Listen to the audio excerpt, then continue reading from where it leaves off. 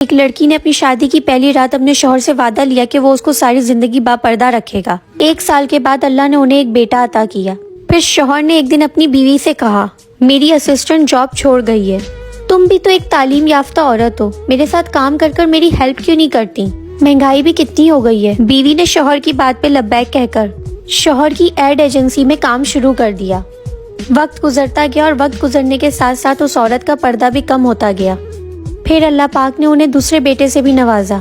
फिर एक दिन मॉडल न होने की वजह से शौहर ने अपनी बीवी से कहा कि एज अ मॉडल तुम काम करो। फिर इस तरह उस औरत का पर्दा बिल्कुल खत्म हो गया और वो अपने मुल्क की एक सुपर मॉडल बन गई। फिर अल्लाह ने उन्हें तीसरे बेटे से भी नवाजा।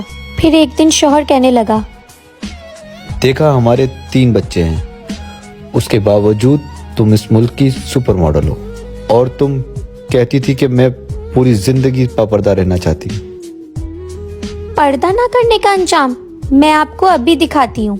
आप एक काम करें, उस कमरे में जाके छुप जाएं और कुछ भी हो ना बाहर मत निकलना। शौहर कमरे में जाकर छुप गया। फिर बीवी ने बाल बिखेरे और जोर जोर से रोना शुरू कर दिया।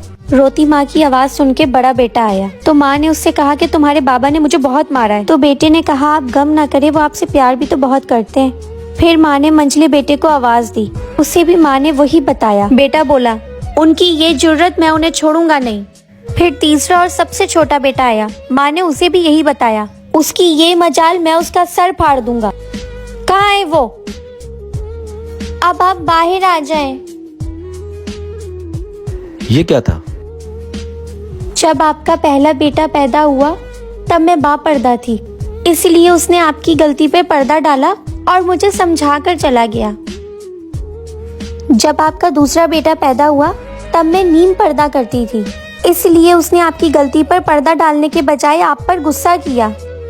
जब आपका तीसरा बेटा पैदा हुआ तब मैं पर्दा नहीं करती थी, इसलिए आपके तीसरे बेटे ने आपकी गलती पे पर्दा डालने के बजाय बहुत ज्यादा बदतमीजी और गालियों का इस्तेमाल किया। पढ़े इल्म हजार किताबां अपना आप न पढ़िया, जा जा वड़दा मंदिर मस्जिद मन अपने चैना बड़िया।